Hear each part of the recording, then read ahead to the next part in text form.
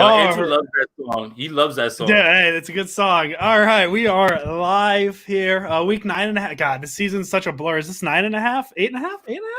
Sure, why not? What's the 49ers record at this point? Sure, why not? 4-5. So 4-5. So week 9.5. Niners haven't had a bye, so week 9.5. I'm gonna get really thrown off when the 49ers have a bye, because then I'm just gonna forget and I'm gonna be real confused. Week 9.5. I am Andrew Pasquini, Jason Aponte to my right, with the fire. What is that? A starter jacket? Yeah, it is actually. I'm probably gonna get kicked out of my house once my wife finds out that it was something that I just purchased. But hey, at least I look fresh while I'm on a live show. Hey, good thing this isn't on the internet or anything. It's not going to live forever or anything like that. She totally didn't hear me in the other room either. Yeah, no, whatever. Yeah, no, it was only we'll call it a $25 jacket. I know it's definitely not that, but we'll call it a $25 jacket for sure. That's exactly what it is. So we already did our Packer review, so we're going to save that conversation today because we don't need to talk about that game anymore. I forgot it happened. And this isn't Friday, so we're not going to talk about the New Orleans Saints. We do have some injury updates. And Jason, I'm going to be honest, I'm going to forget some of it. And if you catch one, you tell me. No, I mean, honestly, we should bring our guest in and then we'll get through all of them and we'll do all that too. Definitely do that too. Yeah. So guys, for you guys that, are on Twitter to follow us, we were able to bring in Akash from 4th and 9, and the Shannon Playing podcast, right? Is that it, Akash? That is the name. What's up, fellas? Thank you for having me. What's going on, bro? Yeah, big fan of both of your guys' work. I've seen the live show pop up on my timeline a few times, and I've popped in. So excited to be on, excited to talk football, even though the 49ers don't look particularly great right now. No, we appreciate that, man, and we're big fans of your work as well too, and we really appreciate you taking out some time to talk with us. We know that things are hectic for you and everything. So, for the people that may not be aware that are watching right now, why don't you tell the people, where they can find your work, what it is that you've been working on, and how you really got into this? Yeah, so I grew up in the Bay Area. I live in Seattle now because of work, but so growing up, my parents were big 49er fans, so I grew up watching the team, obviously. I didn't grow up in like the peak, Joe Montana, Steve Young era. I grew up in the 2000s, so they weren't particularly good, but it was kind of my gateway into football. And obviously the 2000s, the 2010s Harbaugh's team, that was growing up. That was like my favorite time. And then eventually from there, I, hopped on the Twitter, became a writer for 49ers Hub, and it's just kind of grown from there. I've written for Niners Nation. Now we're at for 4th and 9. I do a podcast with Cal Posey, 49ers Nation. You can find my work at Akash Anavarathan on Twitter, and also on the website 4thand9.com. And I just love talking 49ers football with anybody and everybody. So I appreciate you guys again for having me on. Yeah, man. Thank you for taking the time out. So, Andrew, you said you wanted to start with some injury updates. And yes, if we are missing anything, then we'll make sure that we add on. Yeah, no, it's almost like to get in the Christmas spirit, it's almost like a 12 days of Christmas list at this point. Raheem Mostert won't play against the Saints. Shanahan hopes to have him back for the team's Week 12 matchup against the Rams. Tevin Coleman won't play either. He's also hoped to be back by Week 12. Demetrius Flannigan-Fowles won't play this weekend. Deebo Samuel did not practice today. The team will evaluate him tomorrow, so we'll see. Right. Kjuan Williams is out for a while. Injured reserve is a possibility. Trent Taylor won't practice. Kendrick Bourne remains on the COVID list. And Richard Sherman will practice for the first time since before Week 1. From what I read, Shanahan's holding out hope for the Rams, but possibly not this Sunday against the Saints. Did I miss anything? Oh, Jaquiski Tartt on the IR as well. So I did miss something. I think we could start with that, honestly. So I'll ask, let's ask Akash first. So Akash, would you say that this is the last time we probably see Jaquiski Tartt in a 49ers uniform? I would imagine. I don't know the severity of the turf toe injury, and obviously they've got 7 games left in the season, so there's a chance he returns this season. But his future with the team, I think, is over. There were rumors that he looked for a contract extension before the season began. The 49ers didn't give him that. Obviously, around the trade deadline, he was injured, so that probably lowered his trade value. But the 49ers have a couple capable backups, regardless of what you think of Marcel Harris or Jonathan Cyprien. There's players that they could probably fill into that role. at a cheaper cost. So I doubt Kwaski Tart returns, especially, with the 49ers being so banged up. The one thing is they need players they can count on to show up every week, and Tart hasn't proven to be that in his time with the 49ers. So I bet at least after the season, he's no longer with the team. Okay. Andrew, what do you think? Yeah, I mean, it's tough. The secondary is getting beat up a little bit. The injuries are coming back to bite them. And turf toe is tough. You never really know how long it's going to be. And there is 7 weeks left. So that's really the only saving grace. But I've always been a big Marcel Harris guy, and I really have no reason behind it other than I just like Marcel Harris. That's my explanation. So yeah, I think if Marcel Harris gets more time, I don't think it's a bad thing. And I said on Friday, like the 49ers are at a point where might as well just see what they have next year. Start seeing guys, start rotating guys in just to see. Tarvarius Moore is better on the other side. I don't think you're going to see him play on Tart's side. So that's why we're not listing him. But yeah, give me more Marcel Harris, and I'm fine. Yeah, I mean, I kind of want the 49ers to play around with their secondary, at least their safeties. Like maybe put Jimmy Ward as a strong safety and see what they can do with Tarvarius Moore. It's just weird. Like, I've been on so many shows, and I can't remember who said it, but I know I didn't say it.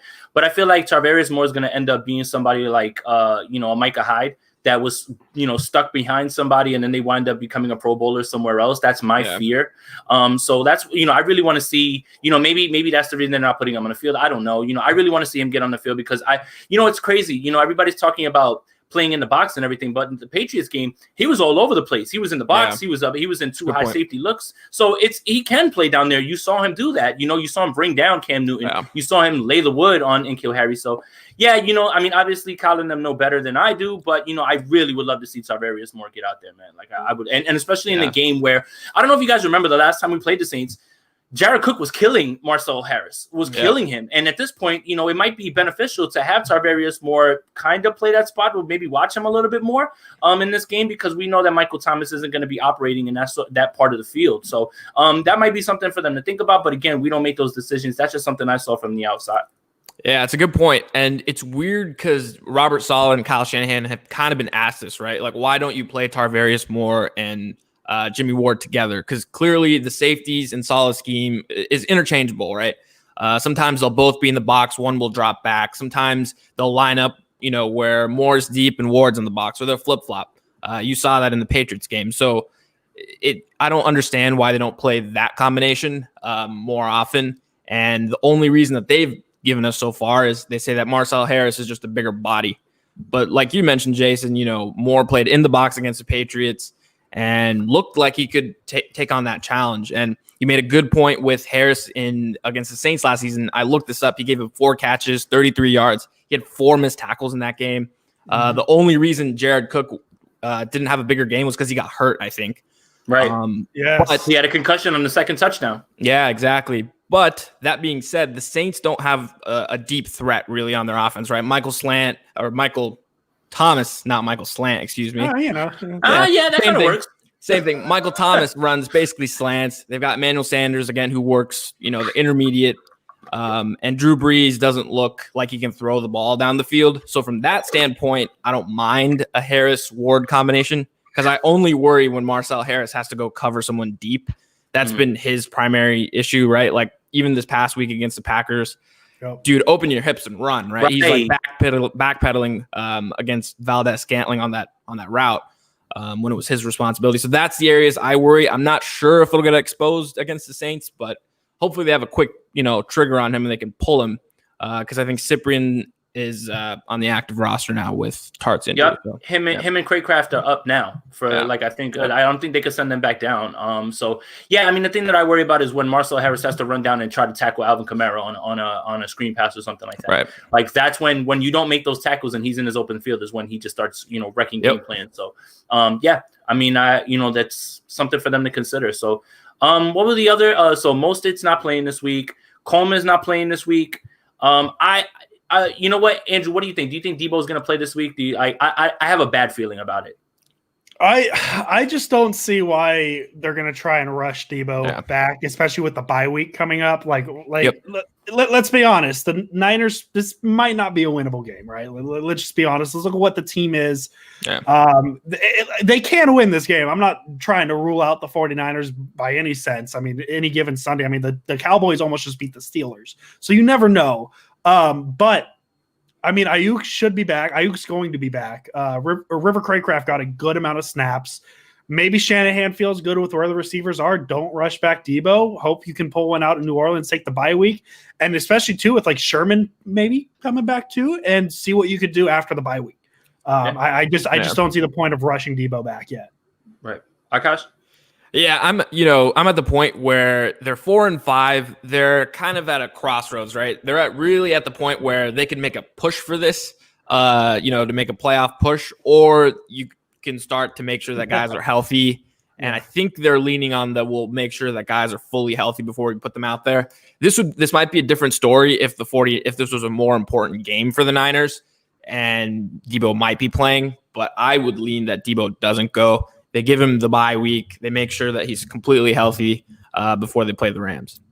Yeah, I agree too. Yeah, I don't think it makes any sense, especially since Ayuk is going to be there for sure, and we just saw what Richie James can do when he's actually given some opportunity. So it would be fine. I'd be fine with that. So we're probably looking at McKinnon and Hasty again, and Austin Walter was brought up from the practice squad and brought up. So I just wanted to touch on one thing that you said about Kjuan Williams, because this is an interesting discussion when it comes to the injury, right? So he's already been on short-term IR. He can't go back on short-term IR. If they put him on IR, it's for the year. This is really going to be interesting to figure out how they deal with this.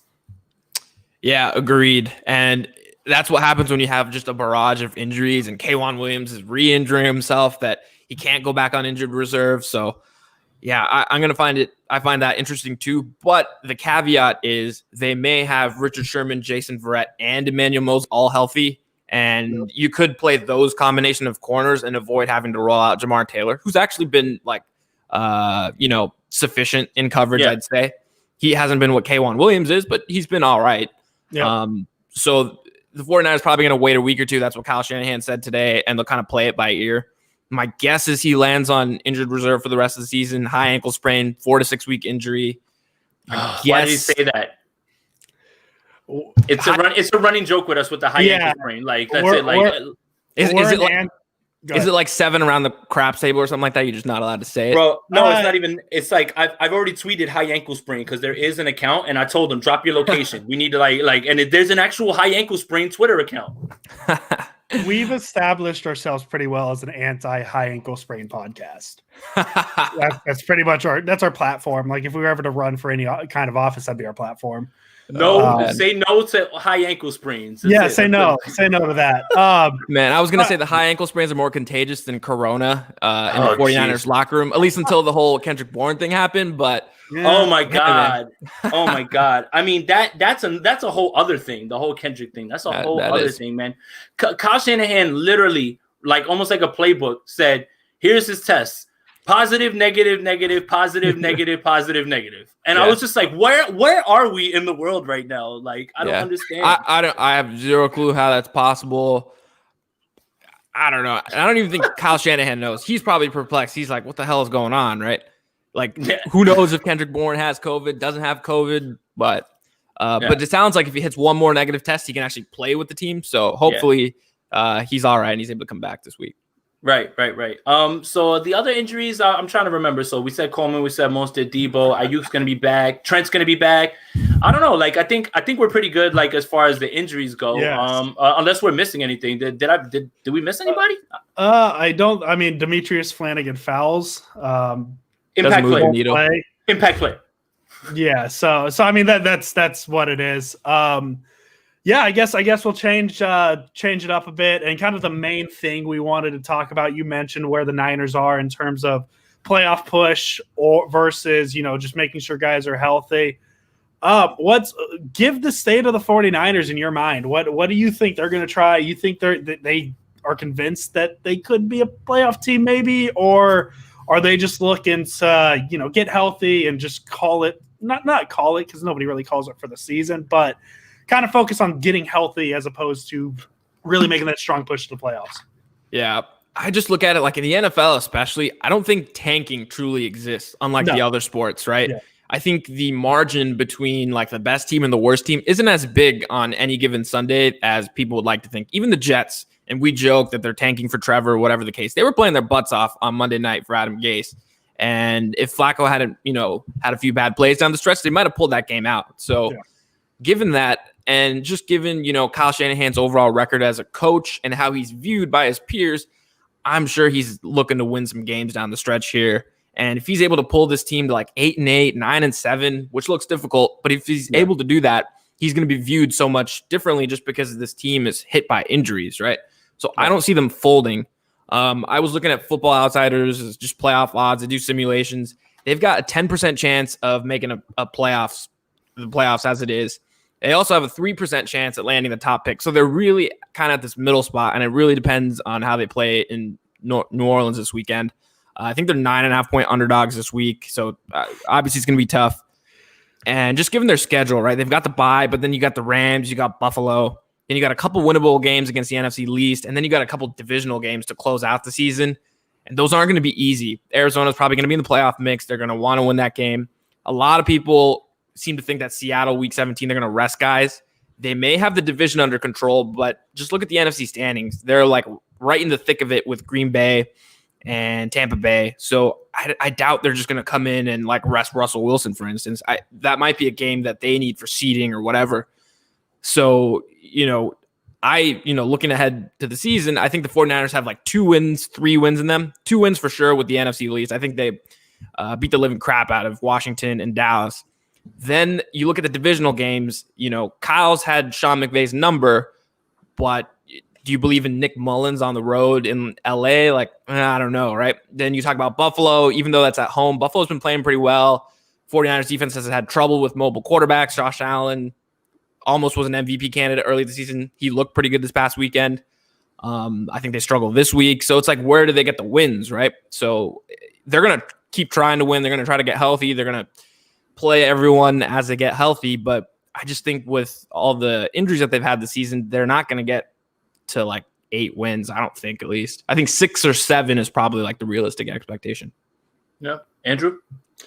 Yeah, I'm right around there. It's I'm a little different than you two. I think the Washington game might be a little tougher than people are eyeballing it out to be, just because Washington's pass rush is actually pretty good. The 49ers have struggled with the pass rush this year. So that Washington game is more of a toss-up than I think it than other people think. Excuse me, I totally lost my words there. But yeah, they should beat Washington. They should beat Dallas.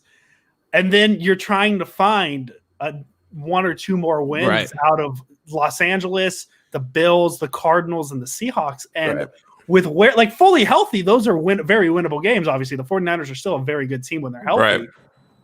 Unfortunately, this isn't a fully healthy team. And to get to 8 wins, you have to win 2 of those 4 games, assuming Dallas and Washington are wins. Right.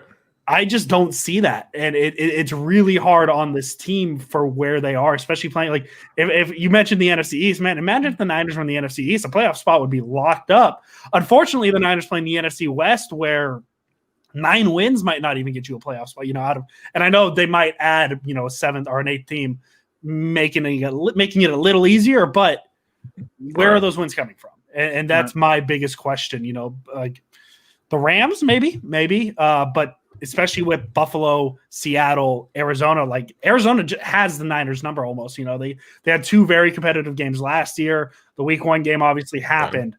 Where do the Niners get those other wins? So yeah, I'm probably sitting at that 6-7 if you get lucky. Right. I mean, the thing that I really found interesting, and I'm glad you brought it up, Akash, is I said this on the last show. I said it on Twitter. It's like, I don't think that people understand that, players don't tank.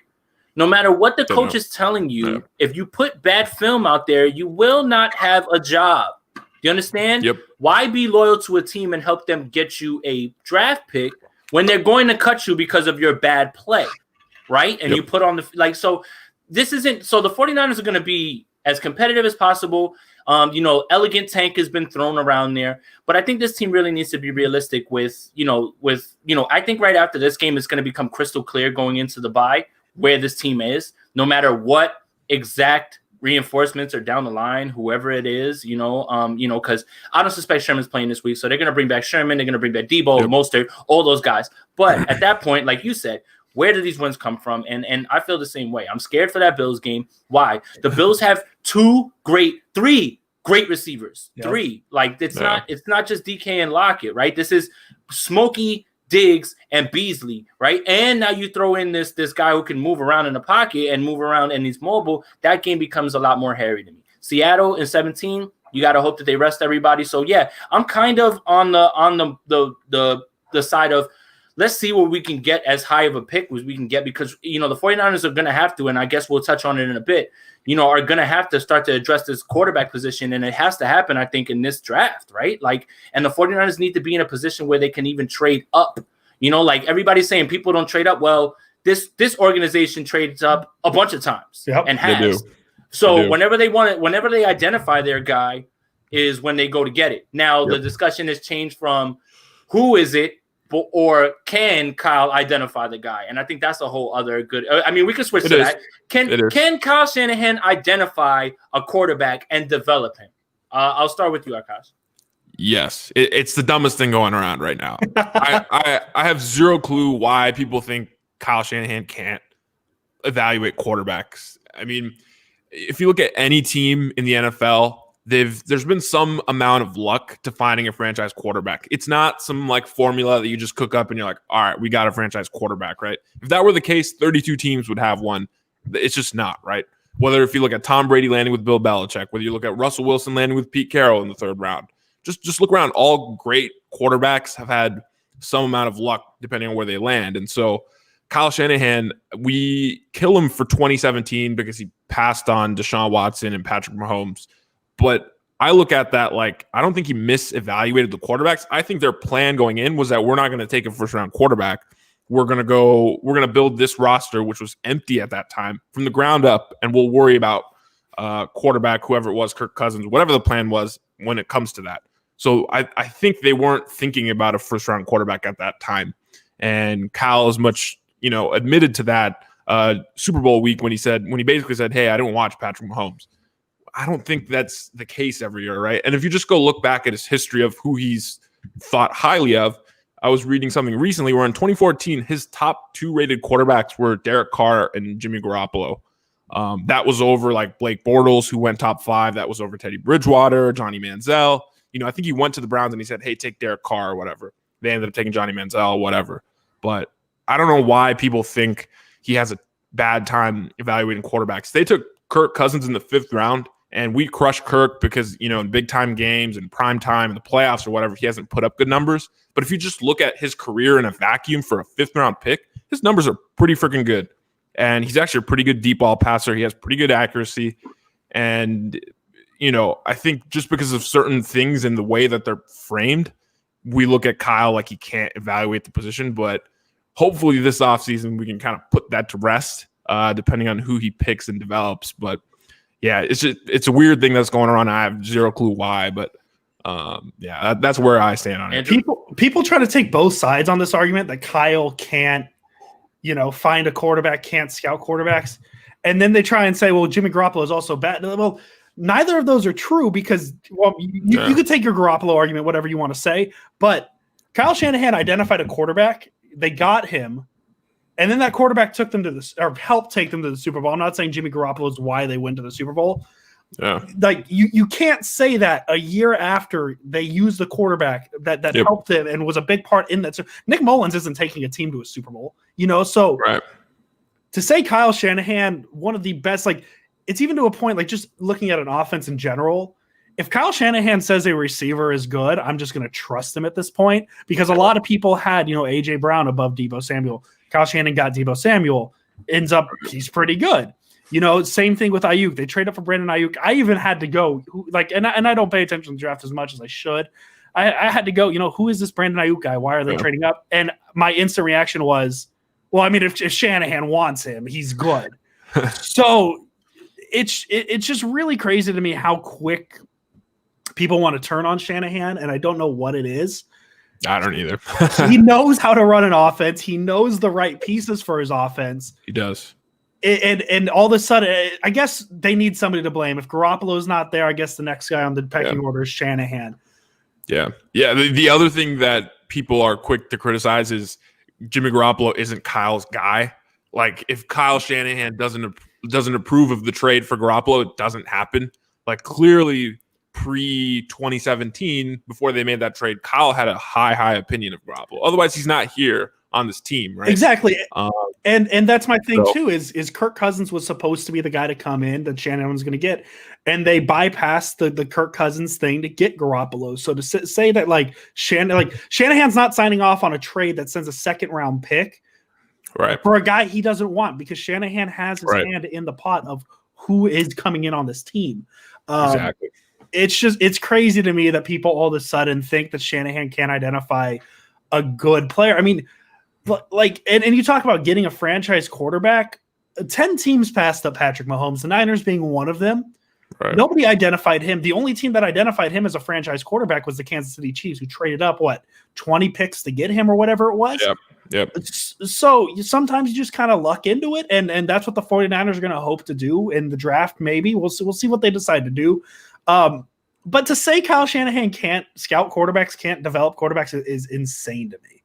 Yeah. And I love the Kirk Cousins point, because it's true, right? 5th round, we all crush Kirk for whatever, right? Do. I get it. That's fine. But it is very true that when you draft a quarterback in the 5th round and he becomes what Kirk Cousins becomes, and also, guys, he throws a better deep ball than Jimmy Garoppolo.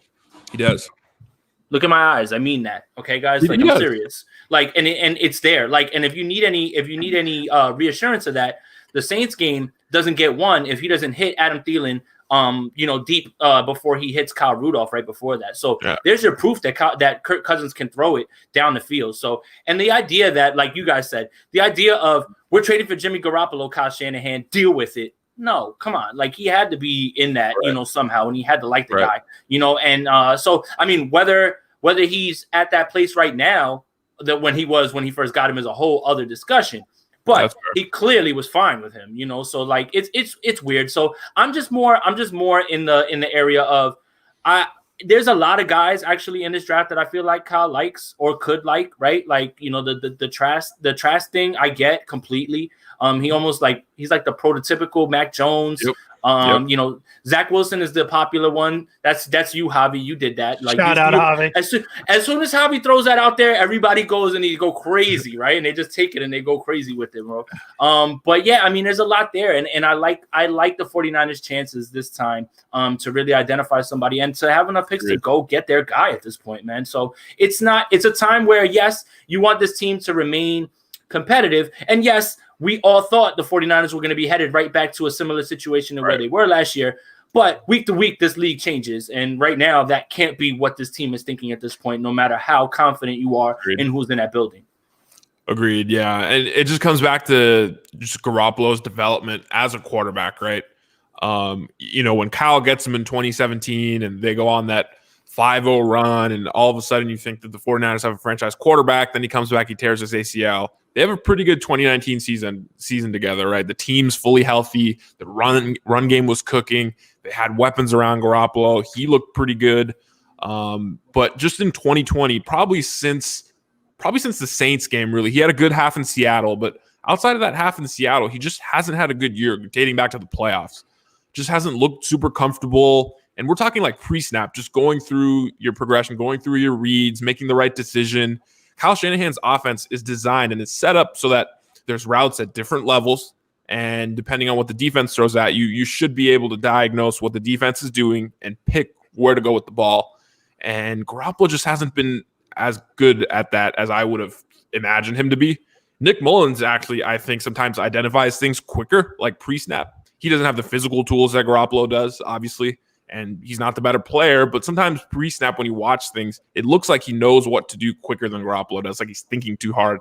And I'm sure things like that irks Kyle Shanahan, who has a fantastic system, has the weapons. They probably have the best complement of weapons between Kittle, Debo, Ayuk, Mostert that they've had in my lifetime. Yeah. And you can talk about the offensive line struggles or whatever, but this offense should be more than just a complementary unit. They should be like a really, really fun watch, and they're just not.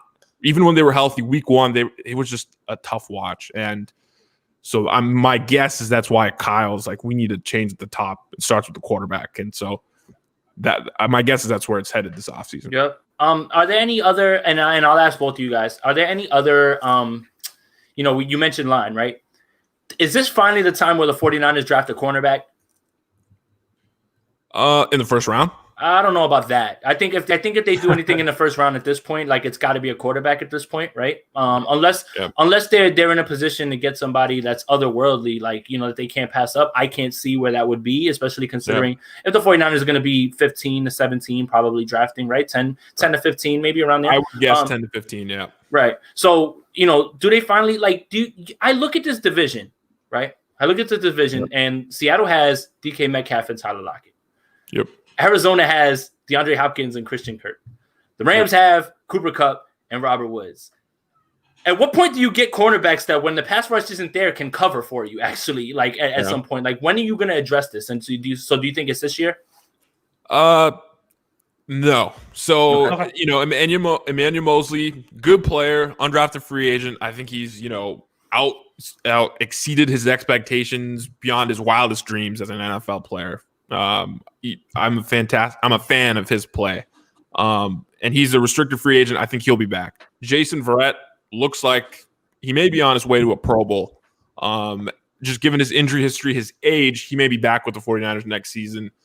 Just because they believed in him when he was down. So it feels like he owes the team to come back. I don't think Richard Sherman returns. So you start with those two, right? And they've still got the fifth round rookie from a couple years ago. I forget his name. He was the Virginia corner. Somebody's gonna say it in the comments. Oh God, I can't remember either. But yeah, I know what you're talking about. I suck with names. I'm blanking on it right now. But he redshirted. He'll be back. So Tim Harris. There we go. So that's a player that. So there we go.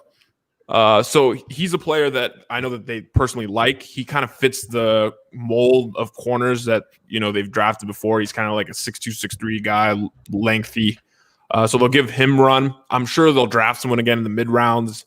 But this is a pass rush first team. Just look at where they've put their assets, where they've drafted, where they've spent money in free agency. And, there's no way you're going to be able to cover DK, Tyler Lockett, DeAndre Hopkins for 4, 5, 6 seconds, right? We've seen that this season. I think, Verrett and Mosley have done a pretty good job, yet it's hard to cover in the NFL because receivers get paid big money. They're fantastic. It's hard with the way the rules are. So the way you defeat that is by rushing the passer, getting home quickly, and making, guys like Russell Wilson, Kyler Murray, et cetera, getting rid of the ball quicker and hitting them. And they were successful with that in 2019. Their pass defense was, I think, number 2 in DVOA. And when the pass rush disappears, their pass defense suffers. And, I don't think that's a testament to the guys in the secondary. Okay. So I think mid-round picks for corners, I don't think they invest a first-round pick, like something. Okay. Andrew? Yeah, I'm if I sat here and tried to tell you I know the quarterback draft class like the back of my hand, I'd be lying. Yeah. I think this is a pass rush heavy team. I think they're fine with the corners they have this year. Obviously I don't think Sherman's going to be there next season, but I feel like they seem pretty happy with what they have. Yeah. If anything, the biggest defensive, acquisition they're going to make this season is getting Nick Bosa back. I think that's something that really changes the landscape of this defense. And we talk about needing edge help. Yeah, they probably do need edge help, but Nick Bosa cleans up a lot of that. But in terms of, going high on a cornerback, I don't think they're going to be in the first couple rounds, maybe like a 3rd, 4th round pick. But I don't think they're going to – I think quarterback is the first pick and then maybe go interior offensive line with the 2nd pick. And that's not me. And that's me not knowing exactly what picks they have off the top of my head right now, but I'm pretty sure they have a 1st and 2nd. They just don't have a 3rd, I think. We don't have a 3rd because we traded for Trent. I think they have a 2nd, 5th now. So maybe you could see that 4th round going with a cornerback, but I think in order they're going to go quarterback and then interior offensive line. Okay. Yeah, I was just throwing it out there. I mean, honestly, I know that they weren't going to do that in the first round because the first round needs to be addressed with quarterback, right? Like if there was ever a time to try to find your franchise quarterback, and there's apparently 4 or 5 of them in this draft, you have to try to get one. Now, the problem is with that is you start to look at who's going to be in the top 5, and you start to identify 4 of the 5 teams need quarterbacks. The Jets, the Jaguars. There's 2 other teams that I can't remember right now that I'm looking dead at. the Giants will probably move off of Daniel Jones. I mean, Really? as quick. I think they can keep Daniel Jones. You think so? I think so. I think if Gettleman's not there. Maybe I'm higher on Daniel Jones than like others. I think he's looked decent outside of his like turnovers and stuff. They don't win, obviously, but I like Joe Judge. It feels like they're playing hard for Daniel Jones. Yeah, I don't think that he's bad. I just think that when Gettleman, like if Gettleman goes, then somebody's gonna walk in and say, "I never wanted that guy. Get him out of here." You know, so that's more what I'm thinking. I don't think Daniel Jones is awful like that. And trust me, here in Jersey, I get to watch him a lot. You know, it's just he's in a bad situation. Andrew likes him, right? Andrew? Yeah, very much so. Yes. Do you think Mac Jones is gonna fall into the second round? This is a good question. So actually, is a good question. So you know, Matt Miller, I think, reported that Adam Peters, de facto GM, basically, he was in Boise to watch Zach Wilson on Friday, and then earlier in the season, he was in Alabama to watch Mac Jones. So those are the two quarterbacks that I've watched probably the closest so far this season. Mac Jones is your typical Kyle Shanahan type quarterback, right? Pocket guy. Big arm, good accuracy. Obviously, they're loaded on offense. If he falls to the second round, you know, I personally don't, you know, I actually kind of like that because then in the first round, you could probably go like edge. And 49ers fans are going to hate this because you're going to be like another defensive lineman. But, I mean, D Ford's probably not going to be on the team next season. You have Nick Bosa who returns, but who's going to rush the pass from the other side? You could get like an edge defender in the first round. And you get like Mac Jones in the second round. And on top of that, a second round pick is going to be making significantly less than what a first round pick would be making. So you'd have a quarterback for way cheaper. I'm not sure if he falls to the second round just because he's getting a ton of buzz right now. And my guess is he slides into the first round by the time we get to the draft. But yeah, if you're able to get him in the second round and you can use your first round pick for something else, that'd be pretty sweet. Yeah, definitely. Assuming he's the guy that they like. Right. Is there anything else that we should be talking about as far as this? So I think we covered it, right? Playoffs or draft pick. Good. Yeah, I just realized how much more fun last season was because I don't know if I like week 9 talking about draft. Talking about the draft. Just being 100% honest. So week 9, like you know, my Instagram story like reminded me. Week 9 today was when we played Seattle and we lost the first game, and I was like, "Oh, thanks a lot, Instagram." I'm already having a rough year, and now you're reminding me of the first loss of last year. Yeah. I still want to see McLaughlin. Don't let me run down on you in the street. Hey, no, I will not take that slander on this podcast. As someone that lived that game into overtime, sir. Yeah, he did make some big kicks in that game. So I hate people who just shit on him. But yeah, he blew that kick in the overtime. But as someone that lives in Seattle and watched that at a bar, it got pretty rowdy for sure. Especially because they handed the 49ers their first loss. Yeah, and so I'll never forget that. It was a cool season, but. Yeah, this season sucks, and the next 7 weeks are gonna suck. Like I don't want to sugarcoat it. Like it's gonna suck. Yeah, just because with Nick Mullins, you don't know what you're getting every week. Like he could look good, he could look terrible. They play good teams. Like yeah, it's gonna be a rough close to the season, but hopefully the offseason is gonna be way more fun because the team's gonna likely get rid of a bunch of guys, and there's gonna be a ton of turnover on this team. So I'm looking more forward to that. I just want to get to a point where we're talking about Mullins being better than Garoppolo again. As much as I hate that talk, because if that's the conversation. Yeah, he's playing well. The Niners are winning football games. Probably, so let's. Do we want to talk about another conversation? I don't like. So that's right. So that's what I was just gonna say. Right. So I think that the losing has accentuated or exacerbated the Twitter talk. Right. Like all this stuff that would that everybody's debating now wouldn't be a debate if this team was winning the games that they were last year. Right. That's fair. So. The big thing that's been going on, because there was a big article, this week, right, that just popped out from an Indianapolis beat writer, right, basically saying that he's never seen a defense be transformed the way that DeForest Buckner has transformed this Colts defense. This has been, we don't have the Garoppolo and Mullins discussion anymore on the timeline because that's just not something that's happening anymore. This has been what's taken over the timeline. If it's not this, it's about whether Kyle can actually identify quarterbacks. So these are the two topics. So this topic I think we should talk about. So the whole Buckner, Armstead, Kinlaw thing, right? Like, Akash, we'll start with you. Hindsight's a beautiful thing, right? It's so easy. It's so easy to say, yeah, you shouldn't have did that after you did it. But when the 49ers traded Buckner, yeah, there were people that were against it, but I feel like if I would have bookmarked everyone's tweets, everyone was like, oh, look at the genius, got a 13th pick, got this guy to replace him, so what is the way that we should really be looking at this at this point? Yeah, I'm a big process over results guy. And I kind of said this yesterday, and I say this with Jimmy Garoppolo all the time, right? If he has good process, if he does the right thing, the right play, more often than not, the results will be positive. And more often than not, he has bad process, so it leads to, mistakes. And it's the same thing being a GM, being John Lynch, right? When you go into last offseason, your team has Super Bowl expectations coming into 2020. You are strapped with the salary cap. You've got, DeForest Buckner, Eric Armstead, Emmanuel Sanders, Jimmy Ward. You got free agents up the wazoo, and you have no cap space to sign all these guys. So you're going to have to make tough decisions. Obviously, George Kittle.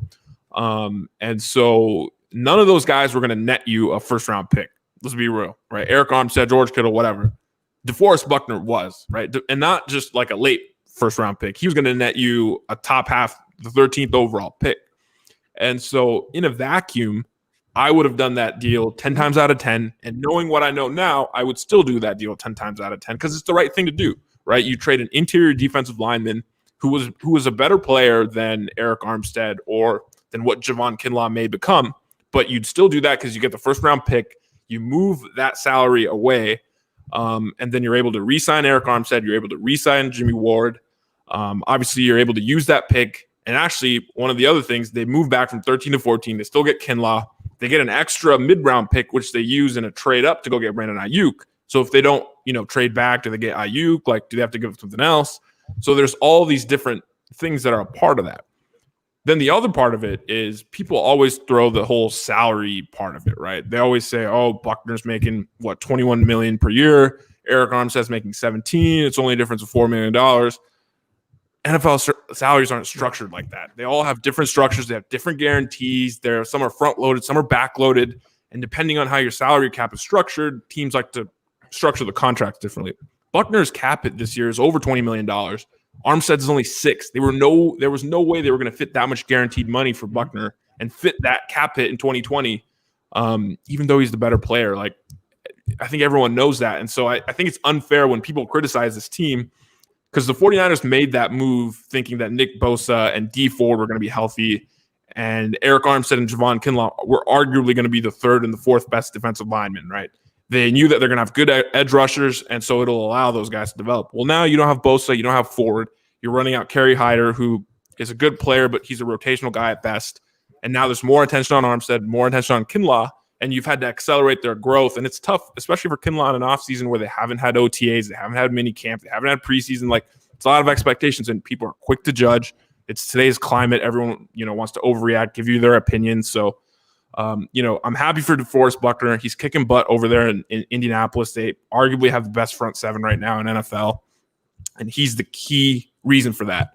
But this whole thing with the article with Stephen Holder and The Athletic, it's just a giant, FU to the 49ers. He's probably been waiting to do this for weeks, right? It's his way of, quote unquote, winning the breakup. He's basically saying, hey, I wanted to meet in the middle. I wanted to be there, but you guys let me go. Now look at me. I'm kicking butt, and your defensive line stinks. Like, that's all it is. And now, everyone's reacting emotionally, and they're going, oh, we should have kept Buckner. We shouldn't have signed Armstead, blah, blah, blah, blah, blah. And it's like, it's unfair expectations. The Colts look good right now, but let's let Kinlaw develop. Let's let Bosa get healthy. They'll probably replace Ford with another edge rusher, and we'll see in another year or two because the 49ers made a long-term play, and everyone wants to react like 9 weeks into the trade. So that's my take. Let's go, Andrew. Yeah. Sounds like something you'd say. I'm pretty much I like this. He says everything I want to say, but just a lot smarter. I love it. DeForest Buckner is a very good football player. DeForest Buckner is a great football player. Unfortunately, the Niners just didn't have the space to keep him. And I saw a lot of why take Kinlaw, like, unless your name's Aaron Donald, don't take a defensive tackle in the first round. Yeah. DeForest Buckner was a first-round pick. DeForest Buckner got you a first-round pick as well. So if you're not taking, defensive tackles with first-round picks, and you're able to get a defensive tackle with a first-round pick not named Aaron Donald, like, you do it every time. DeForest Buckner's cap it this season's $23 million. It's $17 million after this. It's $16 million after that. And then it bounces back up to 19 and 20 if he chooses to stay with the Colts for that long. I understand the emotional attachment to players, and I understand that he was there when things were rough. He was there. He was really the bright spot in that 2018 year where Garoppolo goes down. He took over that defensive line. He really had his coming out party that season. I understand the emotional attachment, but when you step back, this was a move the Niners had to make. There was a lot of gaps they had to fill. And I think the comparison to Javon Kinlaw to DeForest Buckner, I know that's a comparison as well. The Niners did not draft Javon Kinlaw for him to become DeForest Buckner. The Niners drafted Javon Kinlaw to be a piece with Nick Bosa, to be a piece with Eric Armstead, to be a piece with Dee Ford. This is not an individual defensive line. This is a defensive line that needed everybody to be together and play together. And now all of a sudden you take two of the best pass rushers out of the equation and you have just Kinlaw and Armstead. Naturally, those players aren't going to perform as well. I think Kinlaw was also drafted a little bit to help with the run game. And defensive tackle is such a tough position to gauge because only the really top ones make sacks. You know, they get those numbers that you see physically on paper. I'm talking Aaron Donald. I'm talking DeForest Buckner. But what a lot of defensive tackles do is things that don't pop up on the stat sheet. Things that you know just aren't there in numbers. That the best number that you can find is that PFF grade. You know, and that's a number that you take as a starting point. I think Kinlaw's been fine. I know Armstead's been a little disappointing, but you have to take it with a grain of salt because this defensive line was built around Nick Bosa and Dee Ford, and both of them are gone. Therefore, that's why you have Kerry Hyder. That's why you have guys like that coming in. That's why Ziggy Ansah was signed. You know, Ziggy Ansah is not on the 49ers without injuries, you know. So it's really unfair to judge what the Niners defensive line is this year. And I know DeForest Buckner's having a great year, and it's really easy to see how he's doing in Indianapolis and be like, well, that's what he could have been here. But on the flip side, maybe that's not what he was here because, and I know he had his good season without Bosa, but maybe, you know, it's unfair to really judge this move in this season. So if I had to make a vote, I'm going to abstain from the vote right now. I don't think I'm placing a grade on this trade yet. I'm not placing grade on Kinlaw. I've liked what Kinlaw's done this year. For what he is, especially and something we lose with the season this year is the preseason and all those reps he would have gotten to. So like let's just not be critical because if there's no injuries to this team is probably what's the record 4-5. Let's just say worst case 6-3. They're in a playoff spot and nobody cares about what DeForest Buckner's doing in Indianapolis. Nobody cares. So that's kind of my point on that. And as I said. You said it just way smarter than I did. So no, you said that beautifully. But losing puts a magnifying glass on your team, and everything gets picked apart. Everybody from everywhere wants to have takes on your team, and so that's been the case with Eric Armstead. Has he underperformed? Probably. Is he worth what he's paid? Probably not. Mm-hmm. He's a high end 2, and when you put him with Nick Bosa, when you put him with Dee Ford, he's going to produce. And if they were all healthy, he'd be producing, and no one would be talking about it. But when there's no one rushing the passer and he's got to take double teams on or whatever the case is, or when he's playing out of position, doesn't look as good, and all of a sudden he sticks out like a sore thumb and he's getting criticized left and right. So it just comes with the territory if you're Eric Armstead. Yeah, this mini bye week came at the wrong time, right? After a loss, and then you have all this time to try and figure stuff out. So what I'll say is this. It's almost like this defense isn't as good when Nick Bosa and all the pieces that they wanted to be there aren't there, right? Nobody expected Eric Armstead to be the primary pass rusher. Javon Kinlaw, at least in the beginning, was slotted as a 2-down lineman, not a every snap guy out of necessity now, right? And again, I've said this a million times. Stop comparing Kinlaw immediately to Buckner. That if you expected Kinlaw to come out of this draft and immediately be Buckner, that's your fault. Nobody should have thought that at all. Nobody should have ever thought that. What Kinlaw does well is he closes run gaps. You know, he's working his way through trying to learn his moves. He bats passes down. He hustles. Like he had no camp, no sort of preseason reps. And now he's being asked to be on the field all the time and be a complete impact player. Again, injuries have put the spotlight on guys that weren't supposed to be primary or supposed to be the main people, right? Like the idea of Armstead is you kick him inside when you have edge rushers, and that's when he's gonna win, right? Like nobody expects him to go out there and do everything, right? So I'm just a little bit tired of this discussion, as usual, is because it gets drawn out over days now. Like it's not stopping, right? Whatever you think, whatever our opinion, this is what happened. Buckner's not on the team anymore. Armstead's on the team. Are we done? Are we done? Like, is this it? Like, we're not getting Buckner back. That's it. Like, and again, I wish I bookmarked all the tweets because so many people were like, this is the move. You don't pay a lineman, this amount of money. He's not Aaron Donald. Blah, blah, blah. Oh, the 13th pick. Look what we got. Now, all of a sudden, with hindsight and all this stuff going on, why'd you let Buckner go? We couldn't assign Armstead. Like, guys, come on, check yourself a little. I don't want to have to go through your Twitters and start looking up what you've been saying and hitting you with this don't make me do that, please. Yeah. Come on, guys. Scrub your Twitter.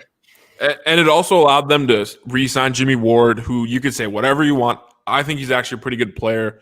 I think Robert Saleh's actually put a little bit more on his plate in terms of being more of a man like defender, which has caused him to be a little slow, like a step slow maybe.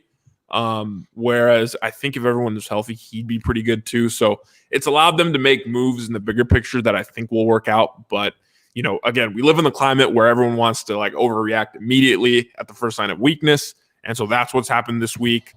But, props to DeForest Buckner, man. And like you mentioned before we started, he plays tomorrow night on national TV. So I'm sure that's going to be a huge thing of discussion. And I'm not looking forward to it. No, I'm not. As soon as he gets a sack, when he doesn't get a sack, like you guys are like, one way or another, this isn't going to be. It's so funny how the world works. Yep. Buckner's a discussion. Thursday Night Football, nationally televised game. It's almost like we knew. Like, honestly, I need to hire someone to deep clean my Twitter. Leo's so stupid. All right, guys, look. So I think we're good with the state of the 49ers. We laid it out. Yeah. We'll probably go for about 10 more minutes if you guys want to start sending in questions or anything like that. I don't know if I want to even take a sneak peek at New Orleans just yet. Akash, I'll be honest with you, man. Like I got to know who's playing for sure. I don't expect the 49ers to win this game, but I got to know who's playing for me to really make a decision. And then, and I just watched the Saints film.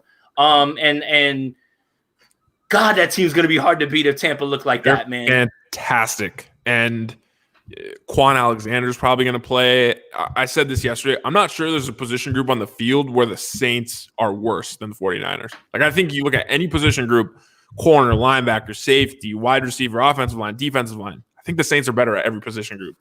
And the only chance that the Niners have this weekend to, I think, even cover the points, which is like 9.5, is the Saints lay an egg because, they were so high off of the Tampa Bay win. They were partying in the locker room. They just come out flat this week at practice. That's Andrew's guy, Jameis. This became a Jameis Winston pod for about 10 minutes right after he started eating the W and everything. I was like, all right, we're in. Let's do it. I just really appreciate that it's gotten to a point when Jameis Winston came into the game, people were tweeting me. We were happy. I want to be known as the Jameis Winston guy. As a diehard Florida State fan, there is nothing to look forward to the rest of the season because Terry's gone and Marvin Wilson's out for the season. And so, I'm writing. Listen, I want Jameis Winston to get in on Sunday. I just want to watch Jameis. Right. You want to take this question? So here's a good one. Thanks, Leo. We kind of touched on it a little bit earlier, but should the starting safeties be Moore and Ward? Why or why not? If we want to go over it again, just for anybody who missed it, Akash, if you want to start. Sure. I'd go yes, especially if, with Tart out, especially.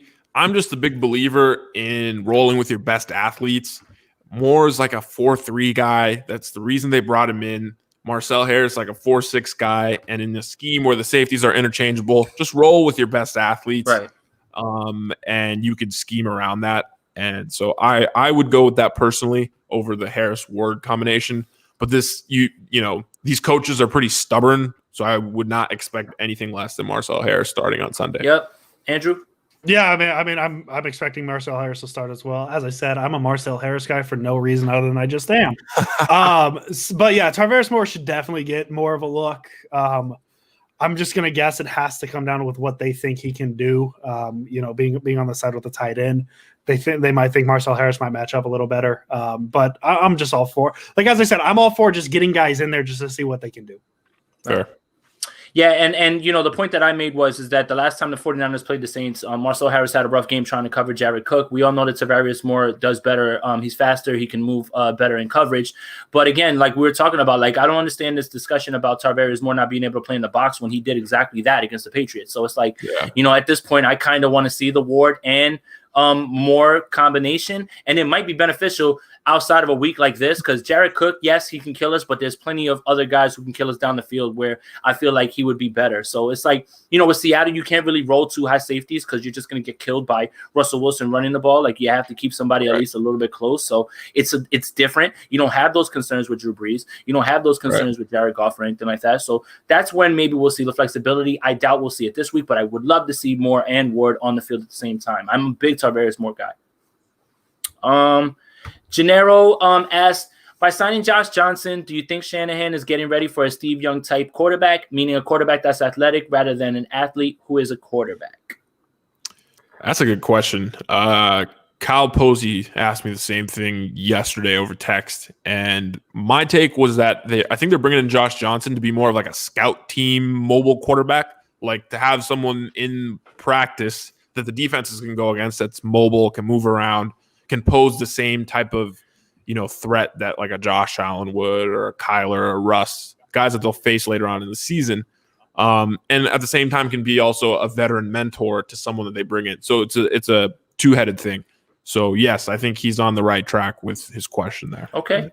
The only way we find out how a quarterback like Josh Johnson works in the 49ers system isn't seeing what he does in practice. It's seeing what it actually looks like in a game. And oh my God, if Josh Johnson gets into a football game this season, like the Niners have punted the season, right? And that's nothing against Josh Johnson, nothing at all against him. I like him. I've always thought he's been a fine quarterback in the NFL, but with Shanahan's track record to stick with his guys, Mullins will be there. Beathard's the backup. I think Josh Johnson was brought in just to be that scout guy because the 49ers last 3 games are against mobile quarterbacks, right? So if we find out how a quarterback like Josh Johnson looks in the 49ers system, the world's on fire. The world's just on fire, plain and simple. Yeah. So, Josh Johnson probably won't see any time, and he's just going to be a scout quarterback in my mind. Yeah. Well, I mean, you guys said it all, honestly. I really didn't expect him to be there. I think the 49ers just needed a quarterback. My question was, and I was throwing grease on the fire, not on Twitter because I don't like to do that, but it's like, hey, that's never a good idea. Yeah, no, definitely not. If you guys need a mobile quarterback who's been sitting at home with a rocket arm that is less than 35 years old and you want to put in your practice squad, I know a guy. Trade for Jameis Winston. Yes, that's my answer too. Oh, well, we so it's so funny. The Kjuan Alexander trade comes through, and Andrew hits me, and he's like, "Oh my God, the player to be named later is Jameis," and I'm like, I said the same thing. I was like, they're gonna get Jameis, aren't they? And it turned out to be Kiko Alonso, who's still hurt. But I would have been the first one to buy a Niners Jameis Winston jersey. Let's just be honest.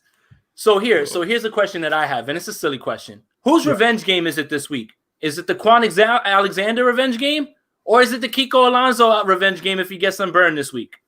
It's definitely the Kjuan Alexander revenge game. He could say whatever he wants. He's probably still close with the guys, of course, but he probably feels like he got kind of screwed by the 49ers the same way DeForest Buckner feels. And I think Kjuan Alexander kind of gets a bad rap with 49ers fans. And that was going to be my question, actually. That's it right there. That's the revenge game right there. Over under 0.5 touchdown passes for Emmanuel Sanders.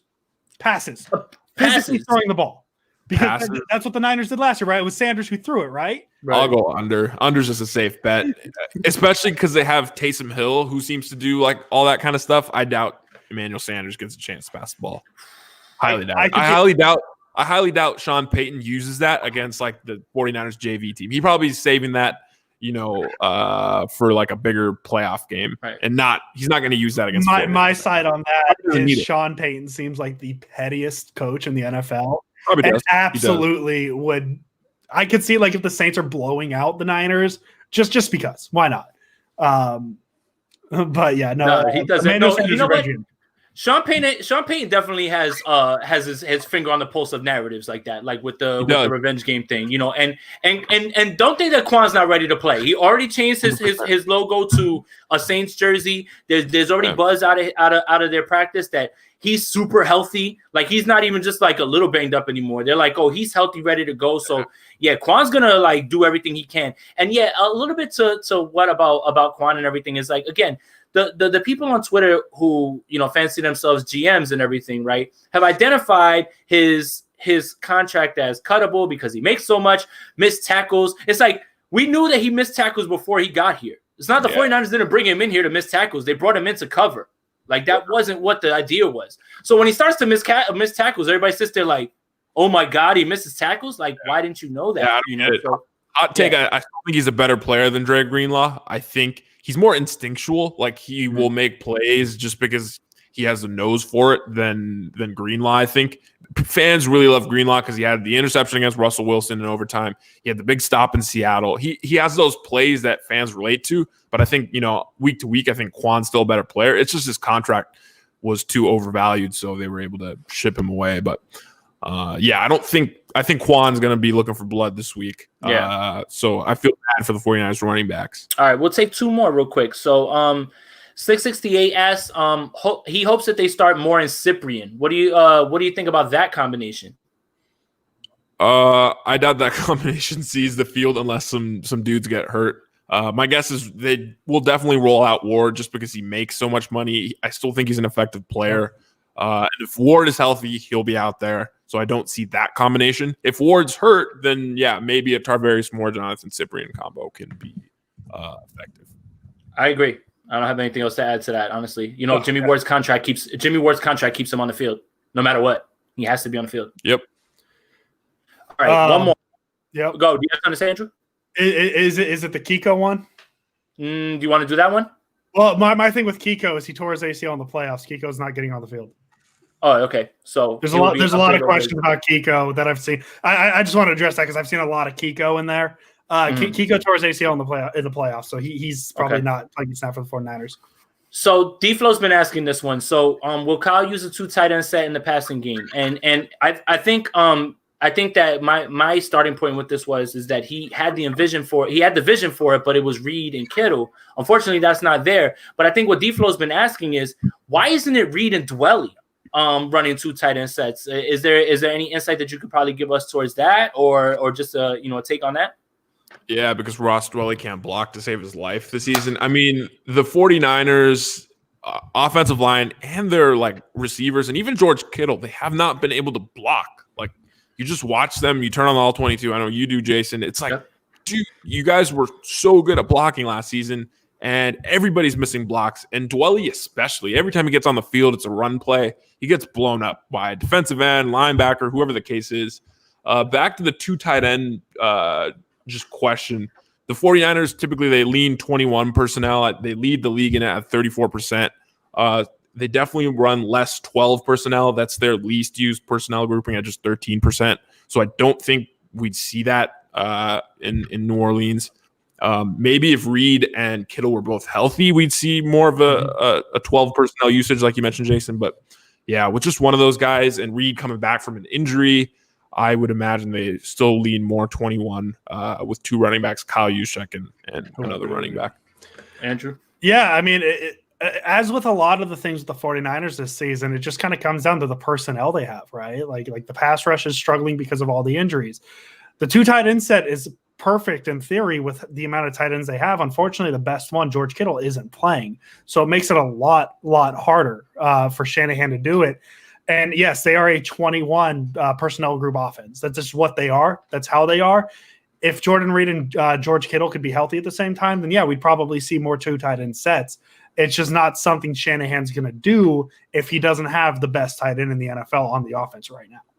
Right. And then the other thing is, too, is I wanted to talk about the blocking thing because I feel like right after he let Jimmy Garoppolo get destroyed in the Miami game, that was the end of of Kyle Shanahan, even using him because remember, it was a back-to-back play thing. And this wasn't an opinion. And I caught a lot of hate for not giving you an opinion because I didn't give you an opinion. I gave you objectively what happened. Ross Dwelley misses a block. Jimmy Garoppolo gets destroyed. The next play, Jimmy Garoppolo is tap dancing all over the pocket like he's scared to death. And that is not an opinion. The guy was shook up from getting destroyed. So when Ross Dwelley misses a block, we all know Kyle Shanahan's doghouse is the equivalent of Ozzie Smith falling in a hole in The Simpsons. You're just falling, and there's no way for you to get up from it. Like, that's it. It's only a one-way ticket to Kyle Shanahan's doghouse. You go in, you never come out. It's just, we've seen that. And the other thing with Kyle Shanahan's offense, if you can't block, you don't see the field. Mm-hmm. There's a reason that Dante Pettis didn't see the field. He can't freaking run block, right? And as well as he runs routes, you got to be able to pass in the running game, or you got to be able to block in the running game, And guys like, Dante Pettis, Marquise Goodwin. I suspect that's why Richie James doesn't see the field as much, because he's just a smaller guy. Even last week, right? He got called for a holding. That ended up turning into a turnover eventually because they got behind the sticks. So when you can't run block, you don't play. And Ross Dwelley is just getting blown up left and right. So that's a reason why they don't use him in more two tight ends. For sure. And then it was good that you brought up the Pettis thing, because week one, man, the McKinnon touchdown that should have been before the fourth down stop, you can literally see Trent Williams throw his arms up because he thought that Pettis sealed off the edge for him to get to the outside. And when McKinnon had to cut that back, he gets stopped at the one, and then we all know what happens from there. Like same thing in Seattle. He got in, and I think it was Hasty who was the running back. Same thing in the red zone. Might have been a touchdown, but Pettis misses a block. So, Kyle, especially with Deebo Samuel and Brandon Ayuk, who can block well on the edge, he just won't play receivers who can't block, and that's kind of been the case with Trent Taylor and Richie James and Dante Pettis and Marquise Goodwin. So that's the reason that those guys haven't got more burn, even though they look good when they're catching balls, in the passing game. For sure. All right. I mean, hour 5, I think we covered everything, Andrew, unless we're missing anything. Akash, thank you, man, for joining us, man. We love your insight. We really appreciate your work, and we really appreciate you taking out some time to talk with us. We know you're a busy guy and everything as well, too. Just tell people again, where they can find you, your podcast, everything, just for anybody who joined late. Right on, man. No, I appreciate you guys for inviting me, for having me on, and it's always exciting to do this. I always enjoy talking on other 49ers platforms because everyone, I think, does a good job, and everyone's working hard at this. So it's always cool when you get to work with other platforms and talk football. So I write for 4th and 9, so you can go to 4thand9.com. You can find me at Twitter at AKASHANAV. You can follow me there. Also run a podcast with Kyle Posey for Niners Nation, the Shannon Plan podcast. So you can subscribe there as well. Once again, I appreciate you guys for having me. Hey, we appreciate having you. And I want to say, too, if you don't follow Akash on Twitter, do it. He leads my bookmarks in tweets, okay? He is the go-to guy. Like, if you're just learning football and you want to sound really smart, just read all his tweets. You will be caught up. You will talk at the water cooler. You will know everything you need to know about the 49ers. And I just want to say, if Mike McCarthy got a head coaching job in the NFL based off of a PFF subscription, Akash should be a head coach in the NFL as well. So we're going to push for that. I'll pass. I'll hire you as my OC and DC. I was gonna say, can I get it? I just want a quality control job. I don't even want like a game playing job or anything like that. I don't want that. I'll take the OC spot. We're just going to run a lot of screenplays. We're just going to flip it each side, but all the way down the field. So just watching Kyle Shanahan in his post-game press conferences on Monday sometimes, and you're like, man, I bet he hates his job right now. Like, he gets paid a lot. It's a fun job, but certain weeks when they lose, when they're banged up, he looks like he hit the bottle hard the weekend before. So I love that. Job. I see him. He's all scruffy. I'm like, yo, Kyle looks like he's seen some stuff, man. Like, he's been He looks like a head coach going through a bad season. For sure. Well, I guess we'll end it here. Thank you, guys. We'll be back Friday with our Saints preview. I'm gonna try to cram some film in, see where we can attack this defense and see what they can do. Hopefully, and then we'll give you a prediction from there. I think we kind of already touched on how we feel about it, but. Great show. Thank you again for everybody who's tuned in. Thank you for everybody who continues to send comments and likes and everything our way. And we got some stuff on tap, man. We're working on some stuff. We just can't really disclose it until it's fully done. But Andrew's working on some stuff in the background, man. I'm really excited. We got some stuff that we're excited to show with you guys. So Andrew, you're singing before we go, or no, or we're just out. The Niners don't play on Sunday night this week. So Oh, no. wait. Let's do something positive. One more thing. Let's just do Say something positive. Let's say something positive, right? We talked about a whole bunch of crazy stuff, and let's. Why is that the hardest question for you? You had a face. You just made this face, just like, oh God, what am I going to say? I had to think about that. All right, if I lead off, I'll take the easiest one. Fred Warner, best linebacker in the league, going to be an All-Pro, going to make the Pro Bowl. Aaron Rodgers said as much. He's been phenomenal for a third-round pick. Everyone criticizes the Niners for their first-round misses. They got him in the third round. He looks friggin' phenomenal, and he's on his rookie contract. So there's your positive news for the day. Boom. The 49ers got the 13th pick for a defensive tackle. Boom. Boom, positive. Brandon Ayuk is still going for $1 this week. It doesn't matter who's the quarterback. So another 100-yard game for the kid. Brandon Ayuk, stud, should be in the offensive rookie of the year discussion if he would have had some good quarterback play so far. Boom, positive. Agreed. And if you didn't live with Kendrick Bourne. Right. Yes, that too. All right. Thank you guys, and we'll check in with you guys Friday. Again, Akash, thank you, man. We appreciate you.